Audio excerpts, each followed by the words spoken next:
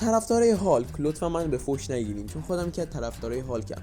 این غول سبز گنده ما در واقع خیلی خیلی دوست داشتنیه، ولی در واقع یه سریا میان و همچین شایعه‌ای درست میکنن که اون الهام گرفته از یکی از شخصیت‌ها داخل کامیک‌های دیسیه به نام سالمون گراندی. از لحاظ ظاهری و قدرت شبیه همه ولی داستانشون خیلی فرق میکنه. استنلی و جک کربی که سازنده‌های این شخصیتن بارها اومدن و گفتن این شخصیت رو از شخصیت فرانکشتاین و آقای هاید الهام گرفتن. و ببینید در واقع سالمون گراندی تو سال 1944 ساخته شده و هالک تو سال 1962.